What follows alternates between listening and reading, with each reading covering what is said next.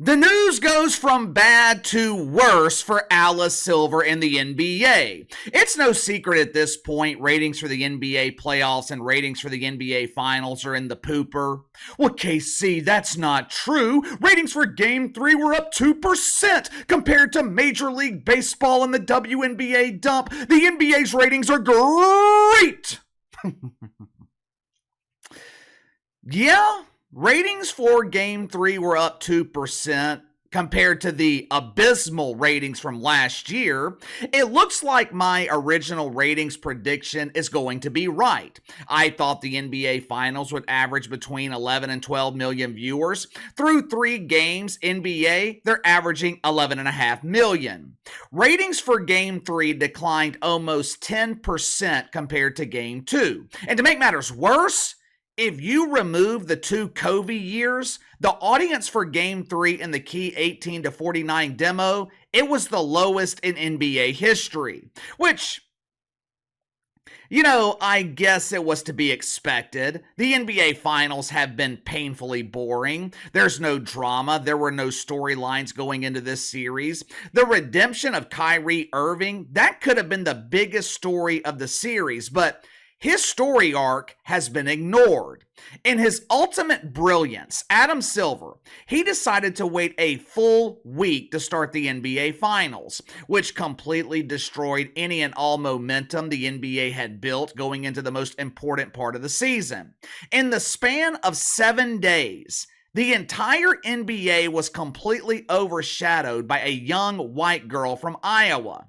The news, it has been bad throughout the playoffs for the NBA. Ratings for the playoffs were down double digits going into the finals compared to last year. And now, their most high-profile analyst, arguably the most famous analyst in all of sports, he is threatening to retire.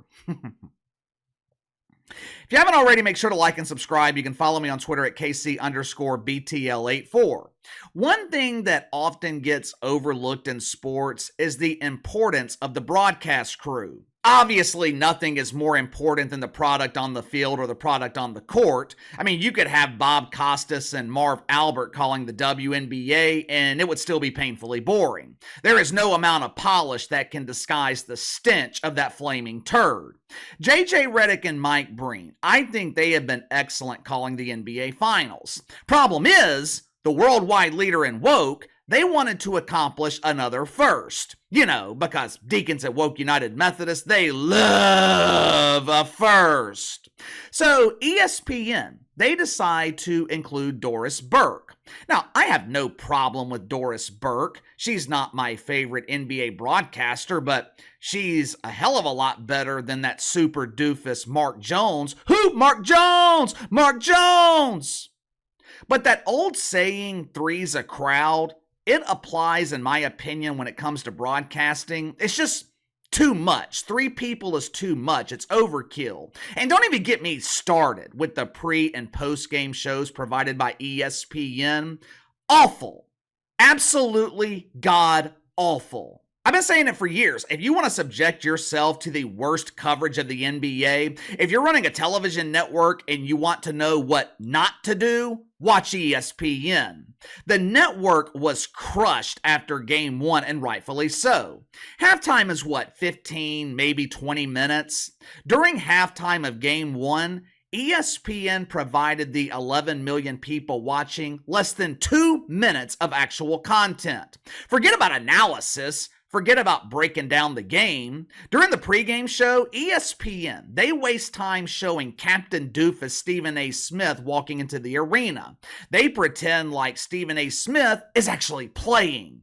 I know he has these illogical dreams of becoming a basketball player, but that doesn't mean the rest of us buy into that bullshit.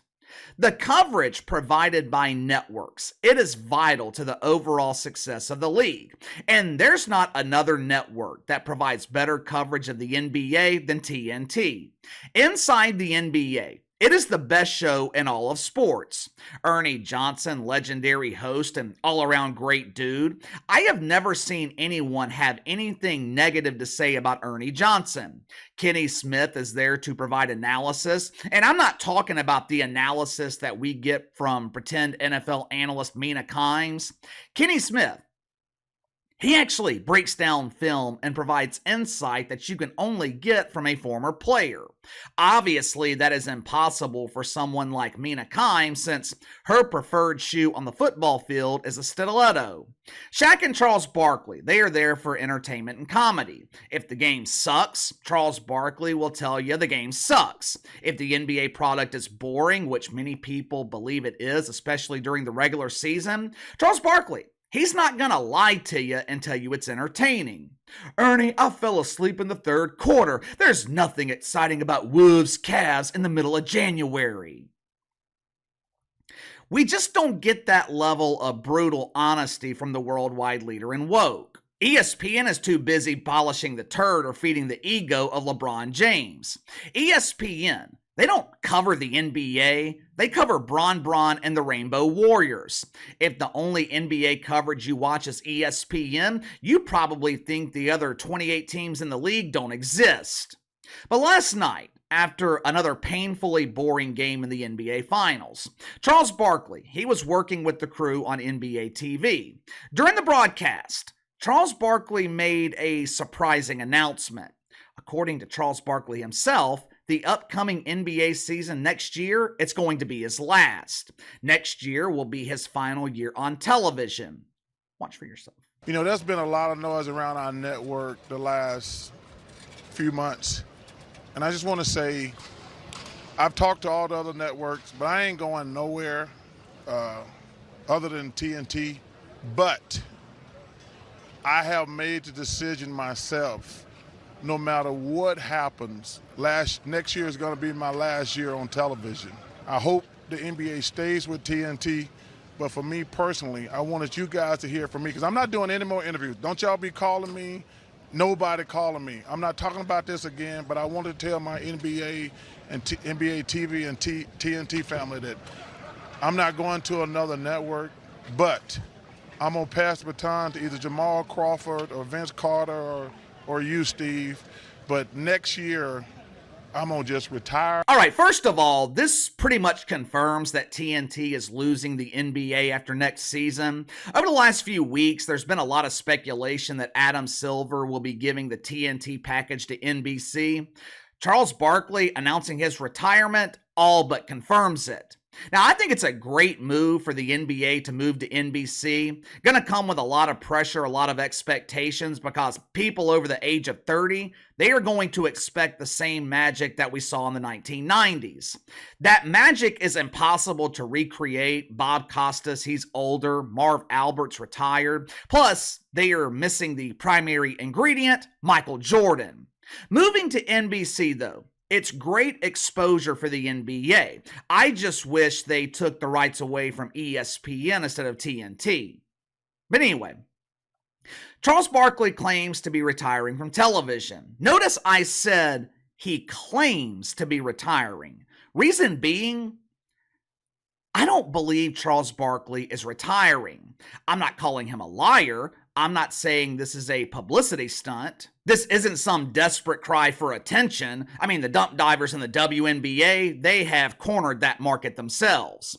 I don't think Charles Barkley is lying. In this moment, I believe Charles Barkley is sincere when he says he's retiring. I just don't think he's going to follow through. This decision, it seems to be 100% based on emotion. Over the past few weeks, Charles Barkley has been vocal with his disappointment on how negotiations have been handled between the NBA and TNT. A couple of weeks ago, he told Dan Patrick how sad he was that TNT was losing the NBA. For 25 years, this has been Charles Barkley's family. People working behind the scenes, producers, cameramen, camerawomen. Charles Barkley, he has watched their kids grow up. He was telling Dan Patrick how he met some of these kids when they were infants, and now they are graduating from college, getting married. The point is, It's been an emotional few weeks for Charles Barkley. He's coming to the harsh realization that this is the end of an era. Well, KC, that's simply not true. The crew from inside the NBA, they can move to another network. They can move the show to NBC. Yeah, that ain't happening. Ernie Johnson, he's not moving to New York or Los Angeles. He's not leaving Atlanta. He's almost 70 years old, lived in Atlanta for the last 30, 40 years. Ernie Johnson doesn't want to uproot his family, and he doesn't want to travel back and forth, and I don't blame him. Without Ernie Johnson inside the NBA, it's not the same show. It's not inside the NBA. Charles Barkley is coming to the harsh realization that it's over. And when you realize something special is coming to an end, when you realize something that you love, something you have dedicated 25 years of your life to is ending, your emotions are at an all-time high. When you make decisions based off emotion, there's a high probability that you will change your mind. Charles Barkley is going to have 18 months to think about this. He'll have 18 months to change his mind. He's going to be heavily recruited by NBC. Well, KC, what about ESPN?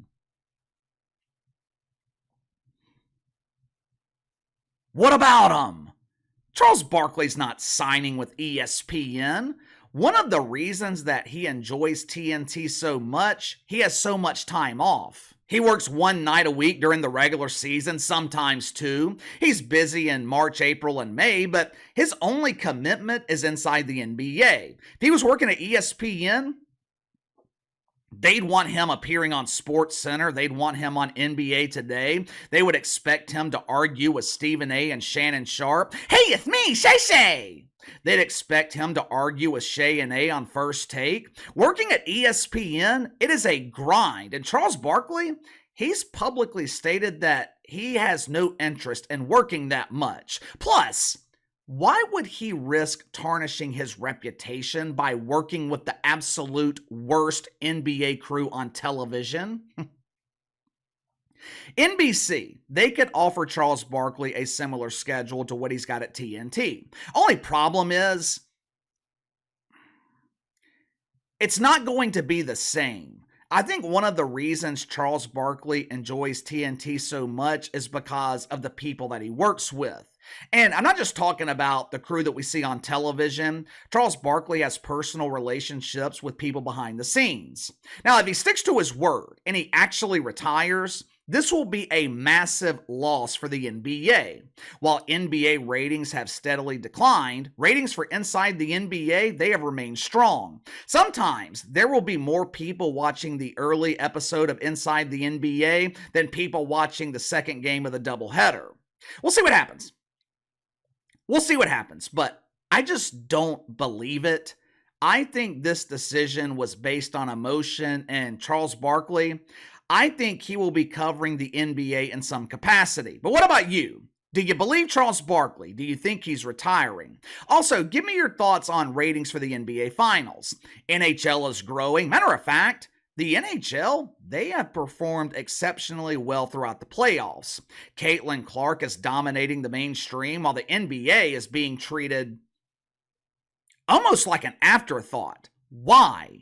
Why is the NBA taking a back seat during the most important part of the season? Let me know. Sound off in the comments below. Like, subscribe, share the video. Appreciate your support. Best way to contact me is by email at btlkc84@gmail.com, and I'll see you guys tomorrow.